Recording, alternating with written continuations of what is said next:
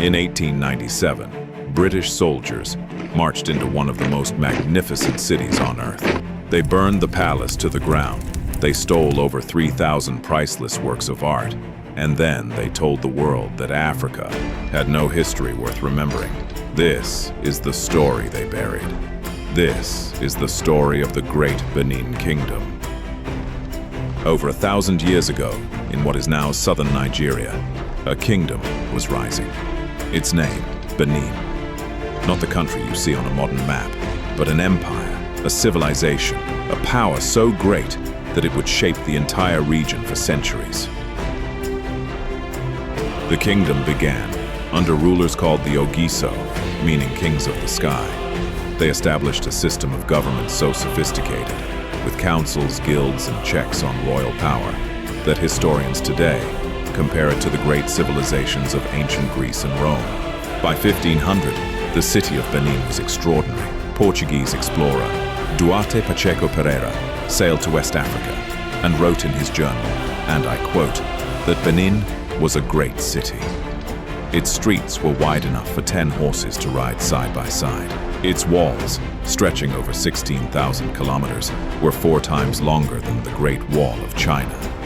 And at its center stood a palace, so magnificent that visitors from Europe could not find words to describe it. Then came the king, who changed everything. Around 1440, a ruler named Oba Ewuare the Great took the throne. He was a warrior, a strategist, a visionary. Under Ewuare, Benin didn't just grow, it exploded. He conquered over 200 towns and villages. He built roads across the empire. He established trade routes that stretched from the forests of the south to the Sahara in the north. The Benin economy was breathtaking. Merchants from Portugal, Holland, and England came to trade, and they came back again and again. Benin exported pepper, ivory, palm oil, and cloth. It imported copper, coral, and cloth from across the world. This was not a primitive society scraping to survive. This was a global trading empire, centuries before colonialism rewrote the story.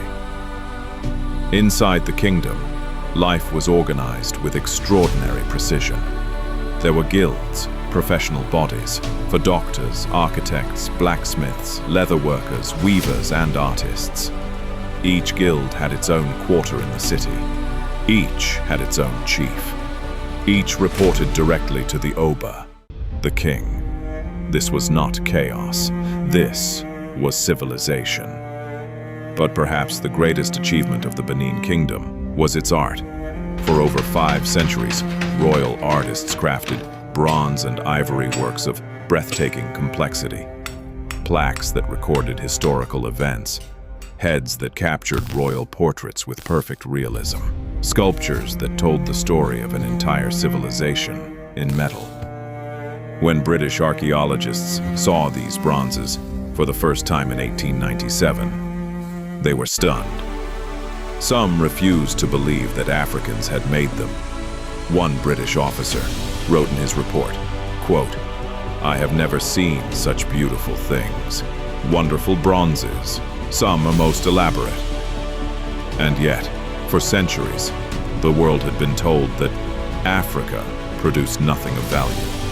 These bronzes proved that was a lie. The palace walls were lined with over 1,000 bronze plaques, each one a chapter of history, each one a masterpiece. Together, they formed the greatest visual history of any African kingdom ever recorded. The Benin people did not write their history in books. They cast it in bronze, so it would last forever. But forever has limits when empires collide. In January 1897, a British trade mission entered Benin territory without permission. They were turned back. Britain called it an attack, and within weeks, they sent a punitive expedition.